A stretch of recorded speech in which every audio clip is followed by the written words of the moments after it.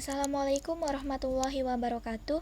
The Honorable Mr. Umar Abdullah PhD as our lecturer and all of my beloved friends. My name is Delvina. So we are from Group 4. In this opportunity we are going to present about Elt Organizations. Okay, here are the members of Group 4. Delvina, Dina Resa Jessica, Ira Pritiwi, Junior, Nurholiza Eka Saputri, and Rizky Nopansya. Okay, the first material will be presented by me. Okay, today I'm going to explain about organizations. Actually, in school, there are simultaneously two things. The first one is institutions, and then the second one is organizations.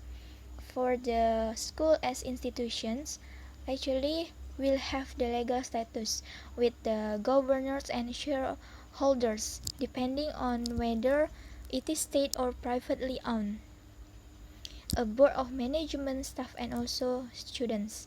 The school will have to conform to whatever legal requirements are laid down for such institution, and it will normally be registered with the appropriate authority as an employer and taxpayer. With this legal entity, the school assumes legally define the responsibilities, and it will be the school as institution which can be held accountable for fulfilling these obligations. Okay, and then about the school as organizations, actually consists of a network of relationship among the individuals who regard themselves as belonging to the organizations. This relationship will be variously directed toward the achievement of the goals of the organizations, toward maintaining the organization as a social unit, and toward fulfilling the personal needs of the individual. And then there are the important aspect of organization. The first one is people, and then the second one is technology. For the people, actually everyone has different goals. This is become one of the problem which management has to face, reconciling such differences, and it's helping to establish a consensus as regards goals and the means of achieving them. And then about the technology constitutes the means by which various operations are carried out in pursuit of organizational goals. The technology include hardware and also software. There are also the important part of organizational technology, that is communication system and then the curriculum. So the technology of an organization consists of the tangible and intangible. That means the organization goals can be achieved. And then the next, organizations also have a culture by which they can be characterized.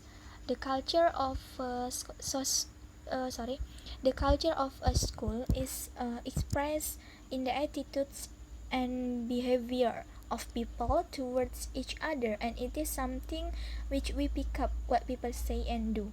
For instance, in one school, all decisions about the choice of textbook may be made by the academic director without consultation with the teacher.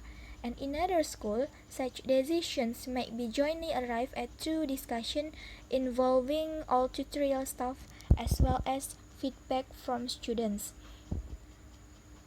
Okay, and then we move to the need and the organizations. As an organization, a school will have to fulfill and maintain in balance three broad sets of needs. There are task needs, group needs, and also individual needs. The first one is about task needs.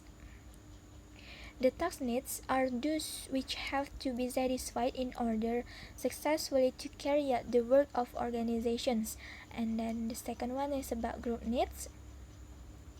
For the organizations to meet the task needs, successful group maintenance is vital, because if it becomes split into antagonistic factions, as can happen given cultural differences between different parts of an organization, and it will be swept off the target. So, satisfying group needs give rise to such group function as setting standards, maintaining discipline, building team spirit, encouraging, motivating, and give a sense of purpose, appointing sub-leaders, ensuring communication with the group, and then the last is training members of the group. All social groups have the standards of behavior for work and also to interpersonal relationship. These standards are unspoken, and it is only when they are violated that people become aware of them. Okay, and then the last is about individual needs. This third set of needs have to be met. If they are not met, there will be a loss of morale and also the motivation among the individuals who make up the group or teams. So, meeting individual needs involves attending to personal problems, praising individuals, and then giving status, recognizing and using individual abilities, and then the last is training the individuals. Basically, all of us like to feel valued, and a successful organization is one in which people feel that their worth as individual has been given appropriate attention. Indeed, the kinds of individual treatment which good educational practice advocates for students apply equally well to teachers and other staffs. It can be helpful to match these individual needs again to Maslow hierarchy theory. His theory of individual development and motivation, actually published in 1943. Maslow proposed that people are wanting beings. They always want more, but what they want depends on what they already have. He proposed that human needs are arranged in a series of levels, with the psychological needs at the lowest level, and then proceeding through security needs, affiliation needs, and esteem needs, to the need for self-actualizations at the highest level. And then this principle behind this hierarchy is that the beginning at the lowest level, the needs of each level have to be satisfied to some extent before people think about needs at the next level above. And then only unsatisfied needs motivate a person. The problems can arise in an organization if such needs are overlooked. And then assuming that the psychological and security needs are normally met, the social esteem and also the self-realization needs may motivate individuals within the organization that they may become more concerned with the fulfilling of the individual or the personal needs than with the realizations of group and task needs. In other words, the individual may become concerned with me rather than us, and then it can be this which is the heart of staff motivation problems. Okay, I think that's all. Thank you so much for your great attentions. So the next part will be presented by Junior.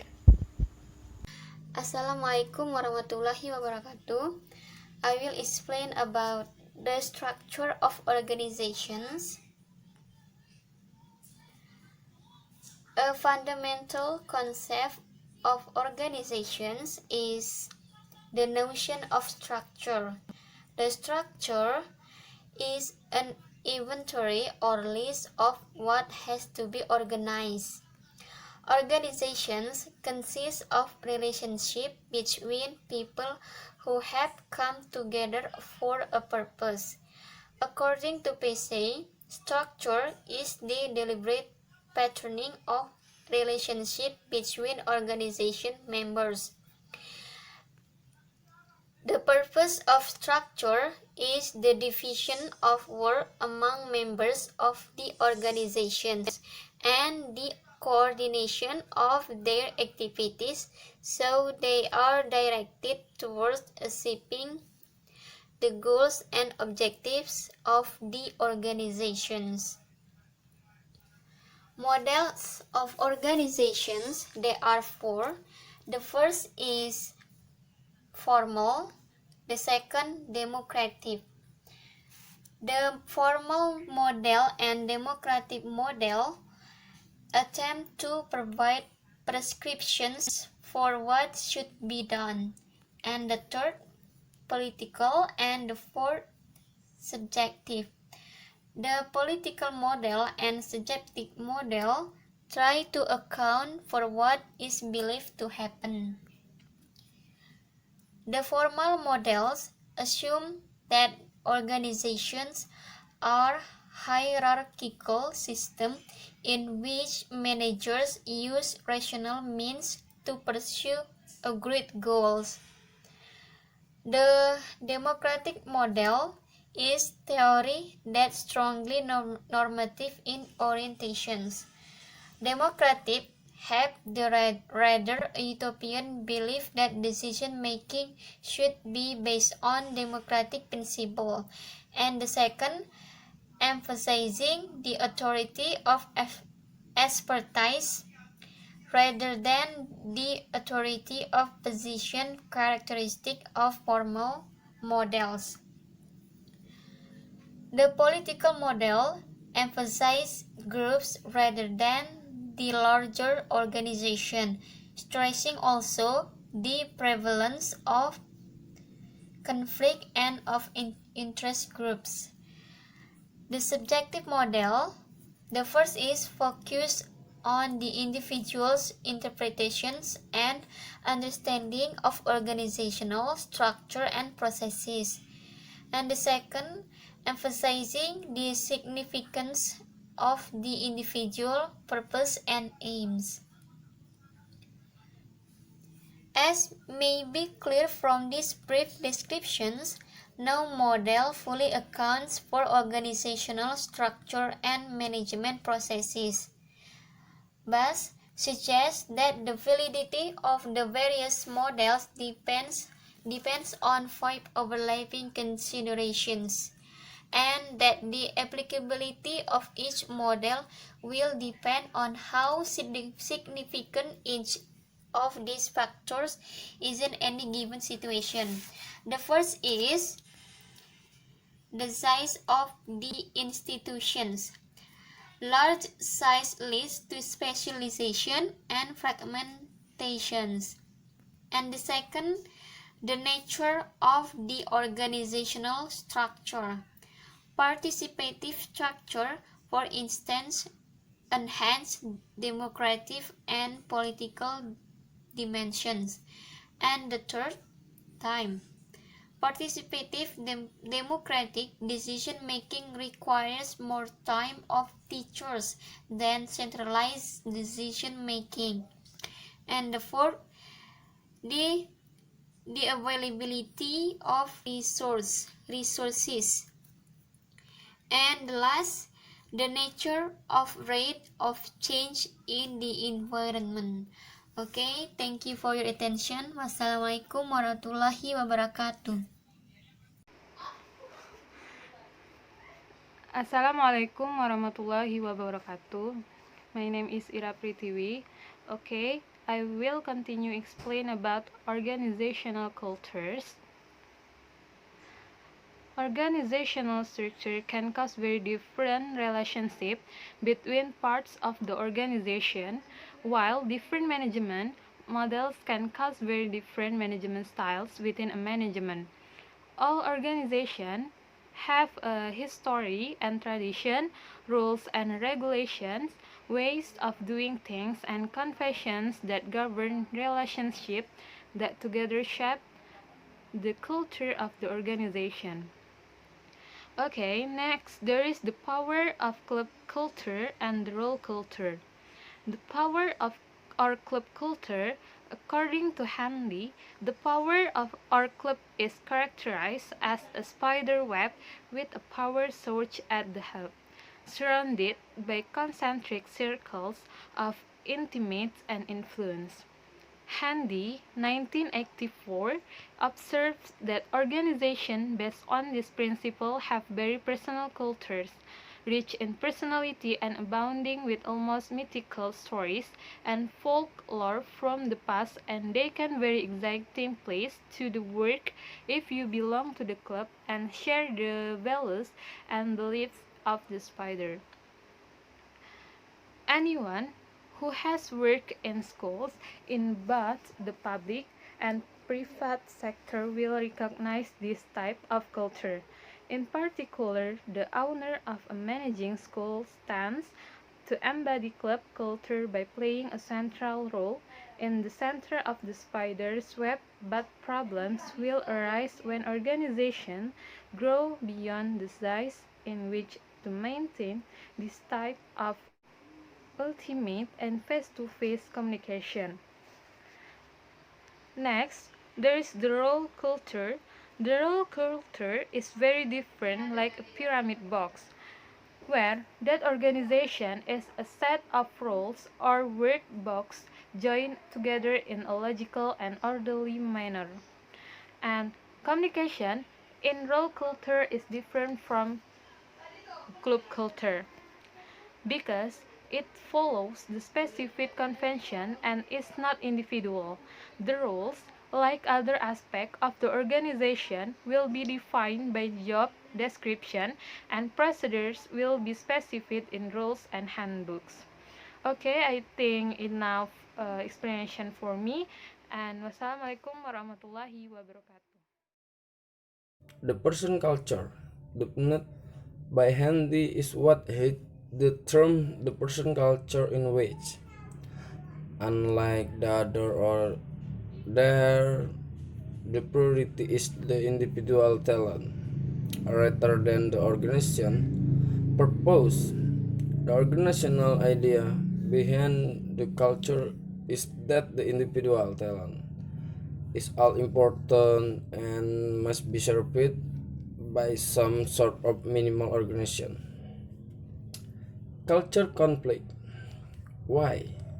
Then are some organizational more successful than others? And how do conflict arise within an organization? The answer will be determined in no conflict. The answer will be determined in no small measure by the culture characteristic of the organism and its subgroup, as may have been obvious from the earlier description of organizational culture. Different sections within a like organization may have quite different culture character from one another. For instance, the administration of a school, which, as we have noted, deals with such aspects as financial management, organizational, and examination, will usually be characteristic by a role culture. Okay, thank you.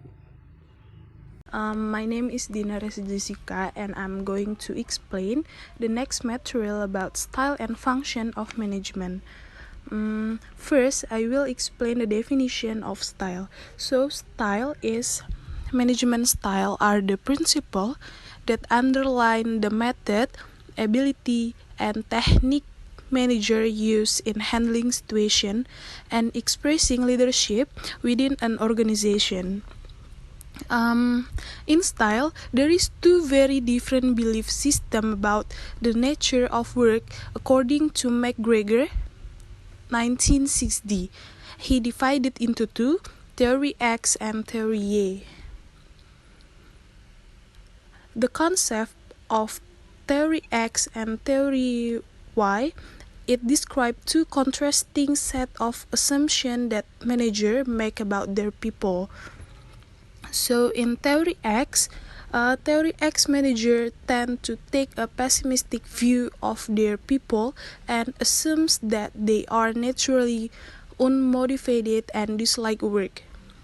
This style of management assumes that workers dislike their work, people lack ambition, have to be controlled and forced to deliver work, and punishment must be used to control behavior. And in theory Y, managers have an optimistic, positive opinion of their people and they use a decentral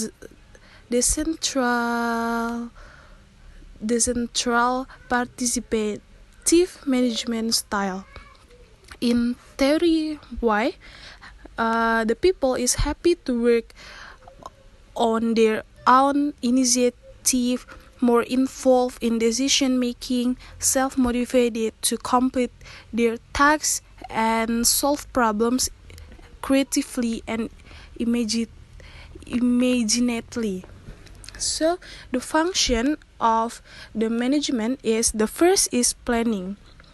So in planning, manager decided on organizational goals and allocate and use resource to achieve those goals.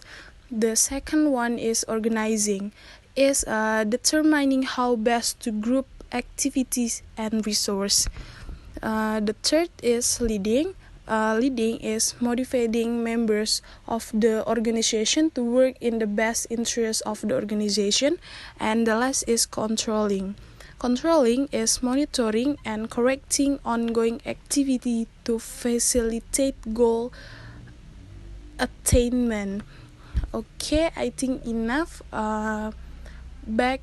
So, my name is Nurholiza Eka Saputri, and I will continue to explain about the next part, that is, a systematic approach to management. Okay, so management is concerned with two things here. The first is people, the second one is idea. So, why must people? Because the meaning of organization is a group of one or more people in one management who has the same goals or who has the same purpose. So it means we need the human resources, or we call it we need the members to make that management run. That's the first one. The second one is idea. So I think if we only have the members but we don't have the ideas to build it, it means our members are not active, right? So it will make the management not go well. So it is very important to us to make it balance between the people and idea to make a good management, especially education management. Okay, so next we have 3 points here for make a good education management.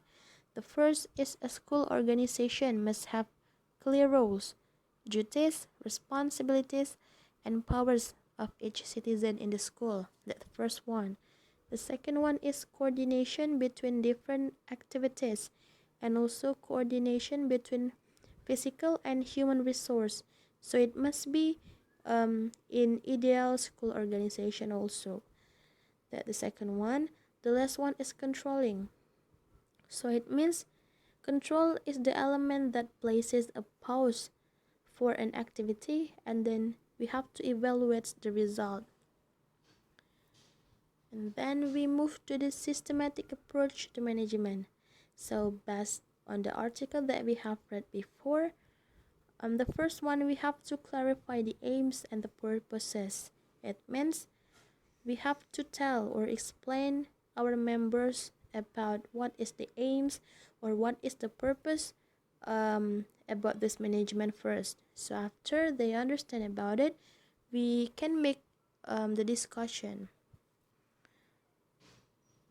Yeah, make the discussion. It means perceptions and understanding to be revealed. So we can make the question to make sure our members understand about this management. For example, why are we doing this? What is it for? What do we want to achieve when the task is complete? What will it be like? And etc. After that, we have to process of reaching. So for the first, we have negotiation in here. It means which opinion and which the arguments that most suitable for making the systematic management. So after we have the negotiation, we find the experience. It means what experience have been during running this management education. So after we find the experience, we present the arguments, the experience, the opinion, with the fact or the actual occur in this management. It is balanced or not. So we have to thinking about it. So after we have the negotiation, experience, and relevant the fact, so finally we get the point or the information of this discussion. And then next is we have to planning. It means information gathering is followed by planning, in which agenda or in which action that will be held in the future. The purpose is to reactive the education management with systematic program. So planning also involves specifying in detail what will be done, how, where and when, and by whom and with what outcomes. And then next is we have to monitoring the process. It means how ongoing assessment and how the activities or the programs that being implemented according the plan that we have get before. After that, the last one is we have to focus. So it is only the management who in general has an overview of the situation, and only the management to make the monitoring the progress. So the individuals may be concerned with their own areas or own work. So therefore subject to internal and external force which greatly complicate the manager's job. Okay, so I think that's enough for our presentations today. I'm sorry for there are many mistakes. Thank you for your attention. Wassalamualaikum warahmatullahi wabarakatuh.